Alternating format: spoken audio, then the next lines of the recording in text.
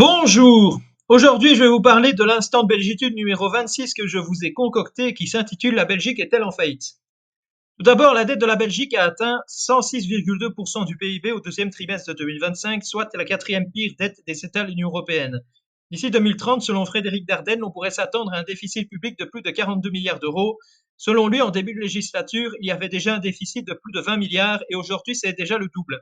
Concernant la région bruxelloise, en plus de ne toujours pas avoir de gouvernement depuis plus de 500 jours, celle-ci est déjà au bord de la faillite. Selon Frédéric de Gucht, la région doit se fixer un budget. Celle-ci pourrait atteindre à la fin de la législature, en parlant de la dette, en 2029, près de 548 millions d'euros.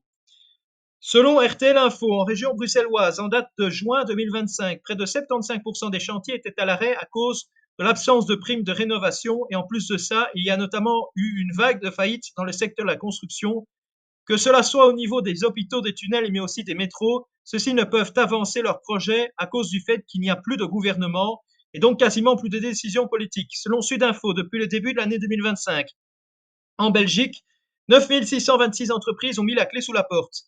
Déjà en 2024, 11 549 entreprises avaient déjà fait faillite et cela causa une perte de 27 187 emplois, soit une augmentation de 7,22% par rapport à 2023. En 2024, en région bruxelloise, il y avait près de 1923 faillites, soit un score beaucoup plus élevé qu'en 2019. Il y a eu une augmentation exponentielle du nombre de faillites durant la période entre juillet et août 2025, soit près de 209 entreprises, une augmentation de 54% par rapport à la même période en 2024. Selon le magazine Trends, le fait que des faillites augmentent ne serait pas selon eux une mauvaise chose, car selon ce magazine, ces échecs seraient un moyen d'innover. Selon lui, le manque de faillite diminuerait le dynamisme économique. De nouveau, selon Trends Tendance, en mars 2023, la Belgique à cette époque n'était pas du tout en faillite, car selon ce journal, celle-ci emprunta sans problème avec un taux de 3%. Concernant le nord du pays, en région flamande, la situation est moins grave qu'en région bruxelloise. La dette des communes de la région flamande a augmenté de près de 1,4% en 2024. Près de 13 nouvelles communes ont fusionné en région flamande, ce qui a causé 273 millions d'euros de dettes. Selon RTL, en 2025, la Belgique a enregistré le nombre de faillites le plus élevé, surtout localisé en Flandre, depuis 2013.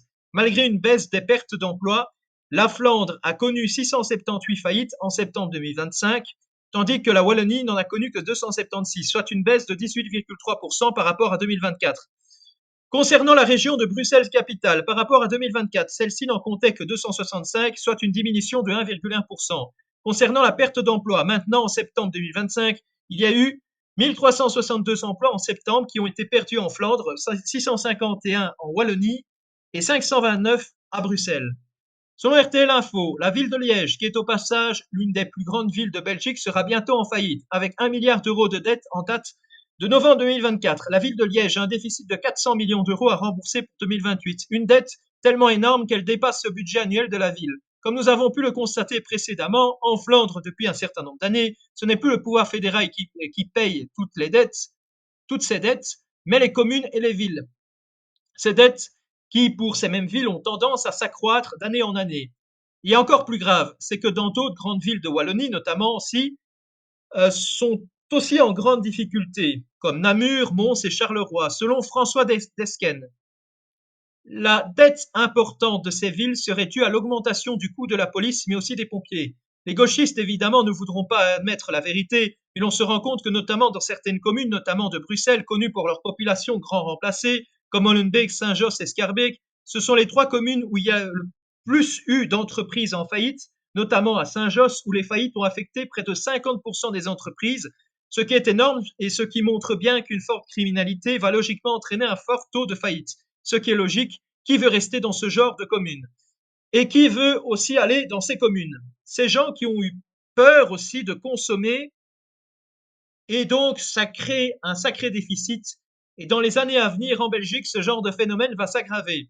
Dans l'article de la RTBF en question, il est mentionné que selon eux, cette corrélation ne serait pas due à la population qui change, mais au fait qu'une plus forte criminalité rime avec plus de précarité. Mais ce qui est faux, la plupart du temps, par exemple, il y a des endroits très pauvres en Belgique où il n'y a pas beaucoup d'extra-européens et les choses se passent très bien. Ces gauchistes ne veulent pas parler de l'origine des agresseurs, mais ce phénomène se remarque dans les endroits ruraux et villages en Belgique pauvres, mais aussi dans le reste de l'Occident et du monde.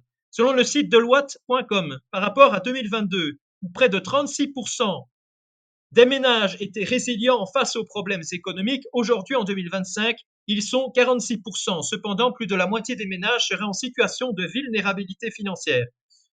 Même en période de croissance économique, l'économie belge est en berne. Selon une estimation pour le bicentenaire de la Belgique en 2030, le déficit de la Belgique atteindra 41,1 milliards d'euros, soit 5,4% du PIB. La situation de la Belgique est plus que catastrophique. En tout cas, prions pour que cela s'améliore. En tout cas, que Dieu vous bénisse et qu'il vous garde. À très bientôt pour une prochaine vidéo.